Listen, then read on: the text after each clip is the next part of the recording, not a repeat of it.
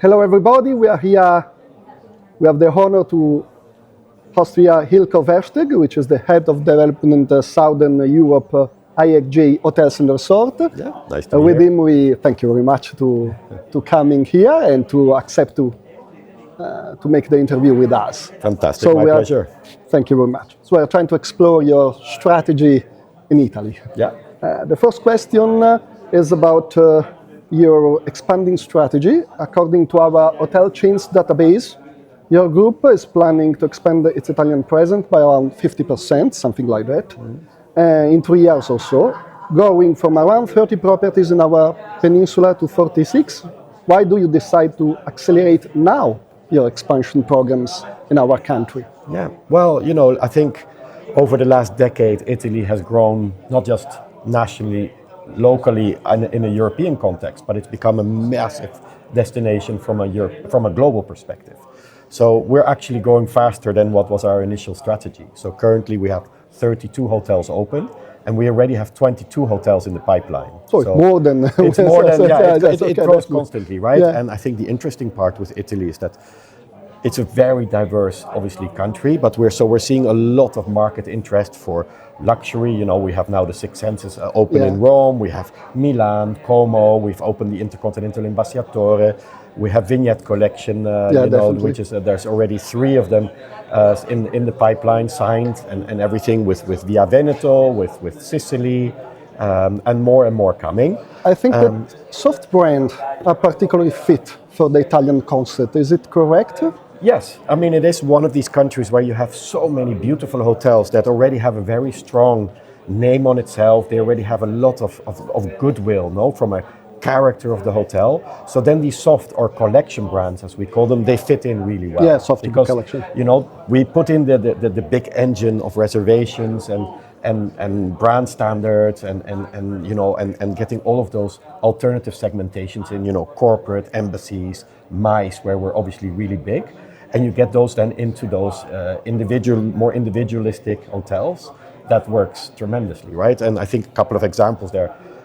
Voco, which is one of our big conversion brands. We now have Milan, we have Rome, we have Nola, we have Parma. All of these are now becoming Vocos, which are existing hotels, unbranded, and we then take them on board. And there is not a pipeline, there is a considerable pipeline, but there's also a considerable pre-pipeline, which is what we call. So a lot of projects that we're already working on that are not signed yet, yes, but course. It's going extremely in the right direction. And I think so. And then I'll finish. So I think really luxury lifestyle is a big one for us, for Italy.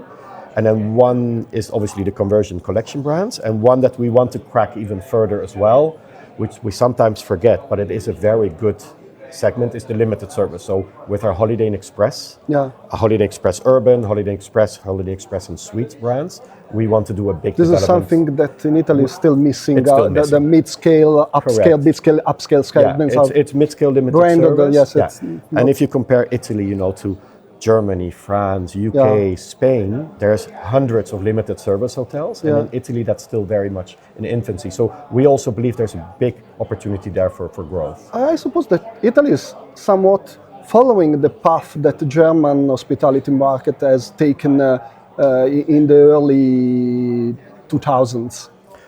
So, I don't know if I disagree a little bit. I think Italy has made its own path. And I think the luxury and lifestyle they actually have, it's something you don't really see in Germany. Yeah, definitely. What I was meaning about a market characterized by a lot of family-run hotels. Correct. But definitely, the luxury product in Italy is till now, at least, the predominant way to develop a brand.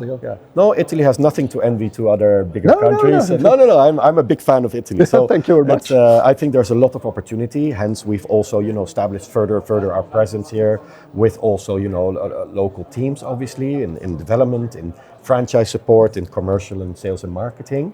And we will continue to work on that and expand, right? So that's really the plan for Italy. Just about Italy, since you are the head of Southern Europe, which is the positioning of Italy inside your market? How do you see Italy compared to other markets you you take care of? Oof, yeah, there's so many markets, and I think it's the beauty of Europe, right? Every country is a world on its own. I perfectly agree. Italy is really positioning itself as a generally luxury destination. Yeah. It's got such an incredible cultural and historical heritage that you don't find in too many other countries, right? Still, Europe is rich of it's culture. Rich, but I think everywhere. Italy is really in the top part of that, right? So I think that focus is what makes it unique. I think, but there's also great opportunities. I think the people, generally, we focus maybe a little bit too much on what is the core. Yeah. Everybody wants to tick off Milan, Rome, Venice, Verona, Florence.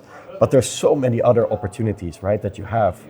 Naples, Bari, Turin as a city, Siena, which I think there's a lot of opportunity. And then I think also secondary locations. So heartland of Tuscany, the south of Italy has a lot of... spoke about Nola, which is something like a sea destination rather than B. Yeah. Which is just your targeted destination right now. You're just talking about it, but which are the what? Look, it's very brand specific, right? Yeah, definitely. We don't have too many brands. We have 18 in total because you have to cater to those brands. As a measure. Yeah, we don't want to blow it up too much either, right? You have to, because in the end you have to provide for those brands. Definitely. You have to make sure that you have the marketing, the commercial budget behind, that you're giving it the service, not just putting brands out there. Once upon a time, marketing specialist spoke about swimming lane. Yes, exactly. So you have to, put your money, walk the walk behind your brands. So it really depends on the brand positioning, right? I think when you go towards something like Holiday Inn Express, there's so many options that is much more wider. But now I think with luxury lifestyle and also new brands that we have not mentioned yet, but for example, Ruby, which is something that we will speak about. We have a couple of super exciting projects coming up in Florence, in Rome, and we are looking at a lot of other opportunities. You have the big four, but and the focus will remain, I would say, 50% on those big four destinations. But then I think, as we mentioned, there's so many other opportunities for cities which are ready, or even not cities, but locations that are ready for international, national and European level travel. I mentioned already a couple, right? Nola, Parma, Naples, Sicily, Sardinia, Bari, Rimini even, it's a city where we believe we wouldn't bombard it with a lot of hotels, but with one or two very specific brands would make a lot of sense. So that's a bit our strategy. Someone has said that Naples has become the fifth big five. Yes, it's something. Personally, I'm a huge fan of Naples. I think it's the authentic. You feel the authenticity of what is southern Italy, and with all its perfections and imperfections. But it is what is. Every place has its own perfection and imperfection. And it can be perfectly imperfect sometimes, right? So it's sometimes it's even fine the imperfection. Yes. No, it's fine. And it shouldn't be different, right? So, definitely, for sure. I perfectly agree. Yeah. And this is something new for Italy. I mean, the sea destination focus of some measure. Just why? What has changed for you to try to explore sea destinations? Yeah, it's not only sea, because we also, Lake Como, Lake Garda are also, but yes, I understand what you mean. Because bay destination, it's about 5-10 years that have becoming interesting formation, but sea destination something really new right now. Yeah. No, look, I think it's the growth of the brands, first of all, and you have this big demand that doesn't only want to go to an Intercontinental or a Crown Plaza in a city. They afterwards also want to go, to a leisure destination, and that can include sea, mountain, lake, Tuscany, middle of wine heartland or olive wine heartland. There's more and more demand but for I mean, that. Tuscany is something. It's but something apart, because Nola is strange, but Tuscany, it's someone say the Chianti shy speak about Tuscany, but I think that's interesting. But is it also that maybe the Italian operators are becoming more mature, more ready to partner with the standard, with brands? Yeah. There's a big part there, and I think also with the maturing of the international demand market, definitely. They don't only want to go to visit Rome, then they also want a couple of days of relax in Tuscany or on the coast. there's more and more demand of it. And then also, for example, through IHG One Rewards, which is our huge, reward system that we have that creates a lot of benefits also for owners and for clients. They want to use their points. They want to go to these other alternative destinations, right? In the mountains, in the lakes, on the sea, and that. So there's definitely a bigger market for it. As well from us, where traditionally, decades ago, we were more of an urban focused chain. Now, over a third of our growth in Southern Europe is already leisure oriented. So that clearly shows there's the demand for it, and that we can then also fill the hotels. We're doing it step by step. We don't want to do it like crazy growth, but if it makes sense for the owner, for us, that we are sure there's demand for it, we're 100% behind it. Is it also that the business travel demand is changing? Yes. I hate the word pleasure because I really don't hate it. I really hate it, but it's something that you are experiencing. I mean, it's inevitably intertwined, right? Yeah. And I think you have the leisure transient that works from May to September, but it's the pleasure in part as well, because the financials of a hotel, you have to make sure they also work in the shoulder and low season, and that's where pleasure, you cannot live purely on leisure. You have to get MICE groups in there. Depending on location, you can get, corporate in there as well, airline crews, and that's what also financially helps, the owners of those hotels. So leisure is completely intertwined with what is a leisure destination completely. Just speaking about development, which are the owner, operator, investor do you prefer to partner with, and which is your preferred development business model? Look, I think we have two business models. It's really through franchise and management, and we are 100% open, to work on both in Italy. So it's really more opportunistic basis. What does the partner want? And because we have managed hotels, we have franchised hotels, and then who do we partner up with? I think we're pretty cautious with who we want to grow. We want to make sure, generally, that we're welcoming one-off deals, as long with a great partner, and then we'll work on that perfectly fine. We really like to work with growth partners. So if it's a wide brand operator, if it's a investment partner that wants to keep on growing, that for us is a big plus and a big priority. I can perfectly understand. And this is something that is part of the maturing of the Italian market, because let's say in the pre-COVID years, it was fairly difficult to speak about management contracts, even franchising contracts in Italy. You usually go only by lease or directory property. Now, is it change? It has, and I think it's also. But why? I think what COVID has shown you as well is that this international demand and diversifying your market segmentation is so important, right? Because it's very easy to book your hotel on an allotment and you fill it 90% of the year, but if that one client falls away, you have nothing left. And I think here also the bigger hotel chains, we have that benefit of having these big systems, these big office representations, all the contacts with all the big demand segmentations. You can really diversify your demand into your hotel. You can really leverage the rates, and which is also obviously positive, because I think one of the big changes also Italy is seeing, the increase in rate has been tremendous. And I think all owners have, especially post-COVID, have really benefited from that, obviously, because obviously COVID was disastrous for the hotel sector. It's been a really positive, and that's where big chains like IHG, we can really help. Do you think that even the passage to the second or third generation of owners has helped? Because maybe the founder are very jealous of their creature. Then the second, third generation are more open to partner. Do you think it? Yeah, is it? It's completely. I think you hit it spot on, that there is this generational change, and it's quite exciting to see that we're actually moving so fast. We're already nearly onto the next generation. So it's the grandfathers went to the fathers, and now we're already on the daughters and sons of those fathers that are starting to step in. It's this new generation that has a completely different vision also of what hotels need to be, where they need to go, right? So they expect completely different things from service, from room amenities, from what they're looking in a hotel.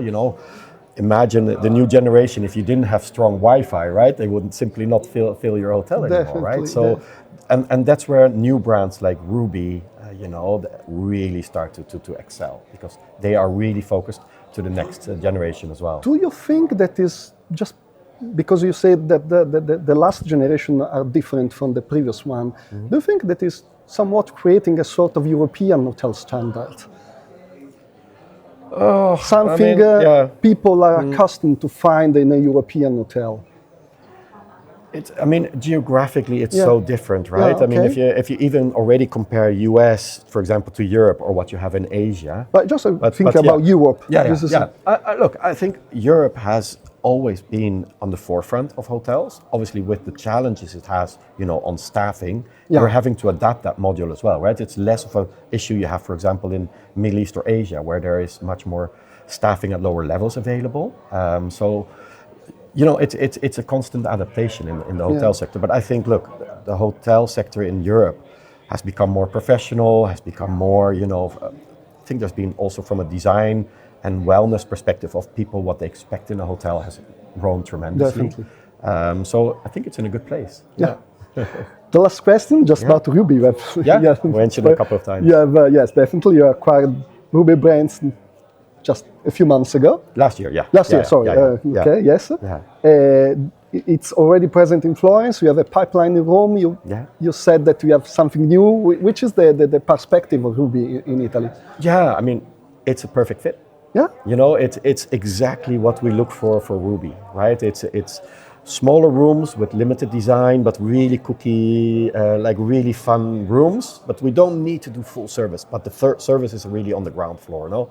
So with the bar experience, this intermingling that basically have people there non-stop, AAA locations, and then having a fun concept all around, right? With this lifestyle and really engaging in events and which is what not only the new generation is looking for. What's interesting to see is also that the second generation and even the elder generations, when they go to Ruby, the results are so positive, because they really say, hey, it's a bit of a new way of looking at hotels. So they're super excited about it. In the end, when you go to, for example, Florence or Rome, as two examples, right? How much time are you really going to spend in your room, right? Because you're going to be walking the city, Definitely. looking at the culture, the food and beverage scene. So you really want to be out. So there's a little bit less focus on the size of the room. So we're maybe able to squeeze in more rooms, and then putting everything in like a living room, bar, type of public area. Where do we want to grow? There's so many suspects, for Ruby growth. We have Rome, Florence now, but Venice, Verona, Siena, all the ones I basically mentioned. So it's before. not only the big four. No, okay. Far from it. And we are really wanting to spread out into secondary. I wouldn't even call them secondary, because it wouldn't be fair to the first four. Definitely. Because there's a lot of cities which are actually primary for Ruby. There's probably easily 10 or 12 cities that we could do in Italy. So that's really the focus. Okay, thank you very much. Yeah. It was a pleasure to interview you. The same. Thank you for coming here, and see you. And good luck. Thank you so much. Thank you.